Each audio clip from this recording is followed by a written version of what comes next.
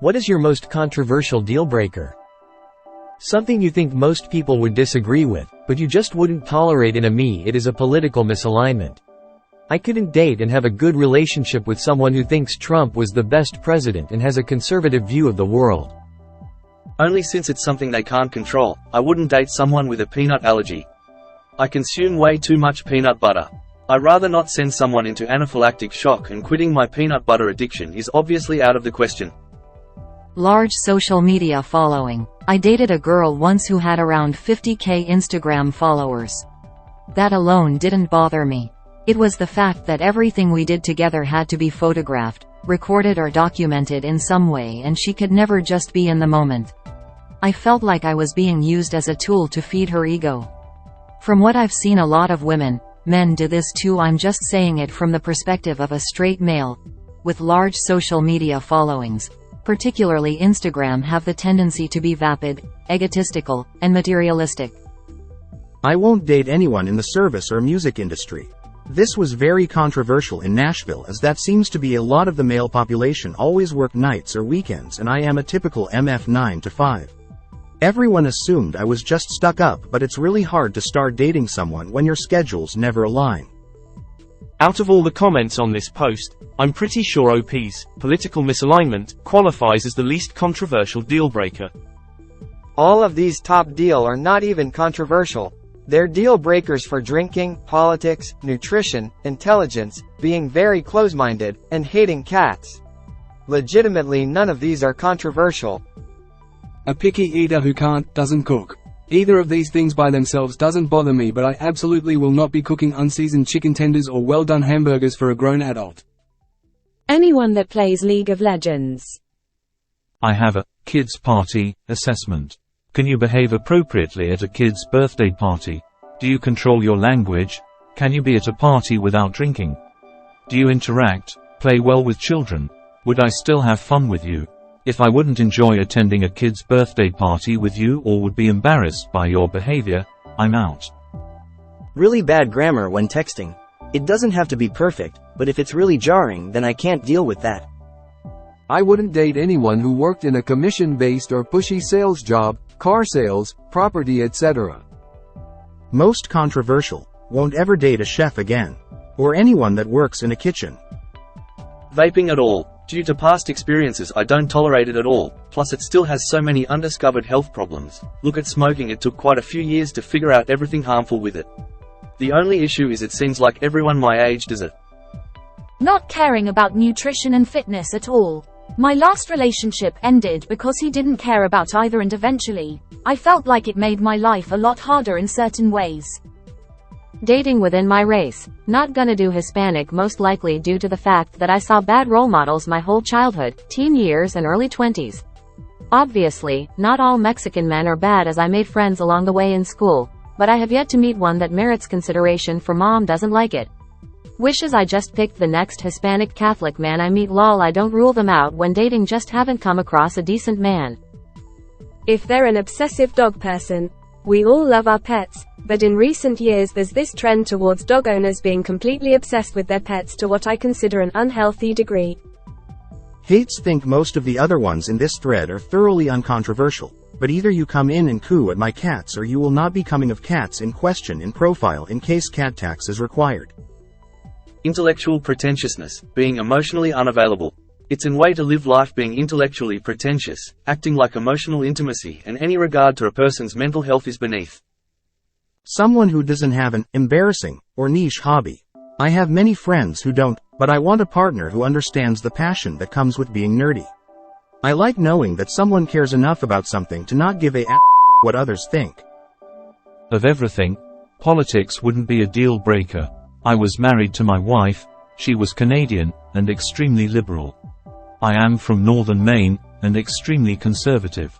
We had a great relationship for 21 years. It wasn't until lung cancer came into our lives, and took her away, that life changed. Men who like photos of women on Instagram. I don't care if it's not a big deal. If it's not a big deal, don't do it then. Really unpopular opinion, but I can't date someone that smokes regularly. I just literally despise the smell. It gives me migraines. I cannot do it. Same for cigarettes though.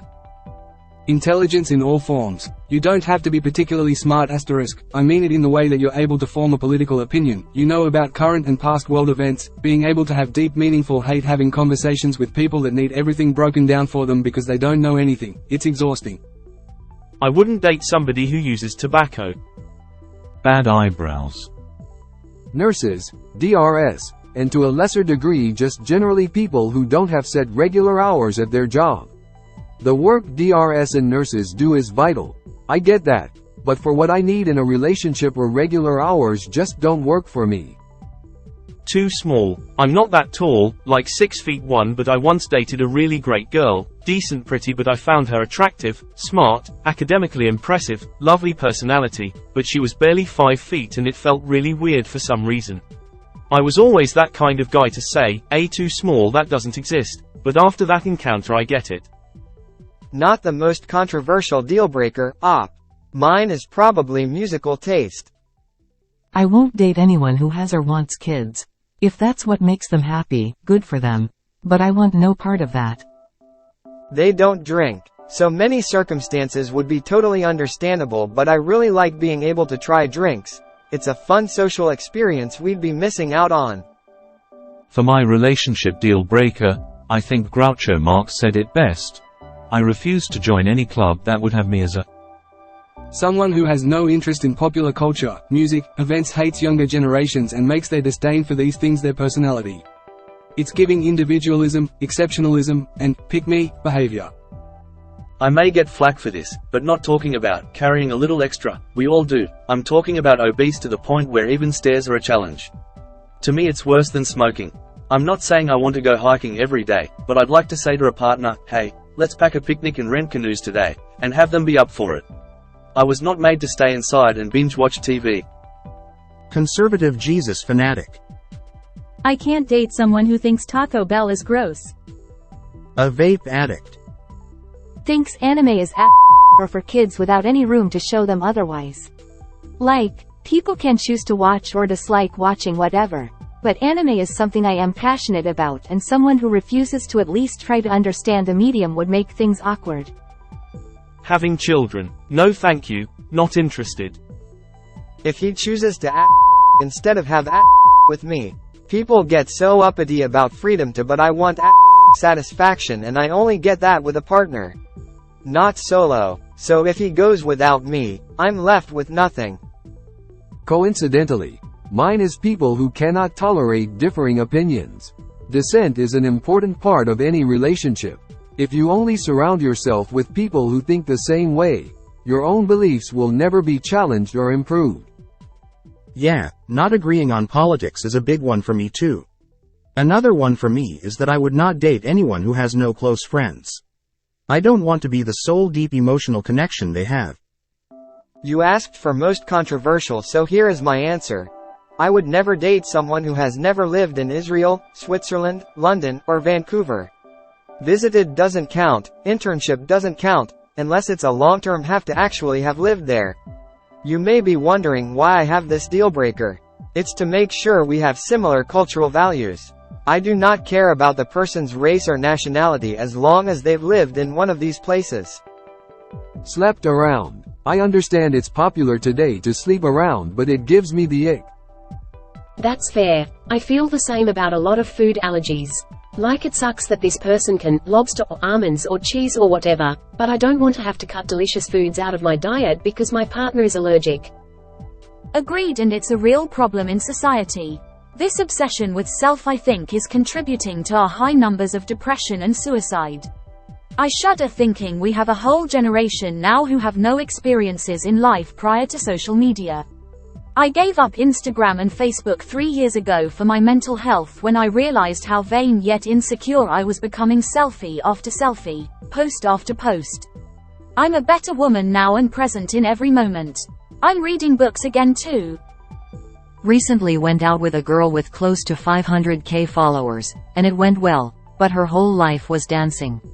I'm talking, she didn't even own a couch because it would have taken up space in her living room for shooting dances, lol. Not even just a large social following, but an influencer. Have one single photo of myself in front of a tourist attraction. The rest are selfies that are generally outdated, but I look the same. The sheer volume of people who subconsciously curate their photos for social media is astonishing. Everyone nowadays seems to take photos in places to impress people, to show off their lifestyle, and it's getting really disheartening to see, especially when dating. I see men doing this a lot more lately, too. As a photographer though, people don't take photos of me. I'm usually taking the photos. I'm in LA, and I wouldn't date service industry or movie industry types. Long, irregular hours, lots of cheating, especially in the service industry.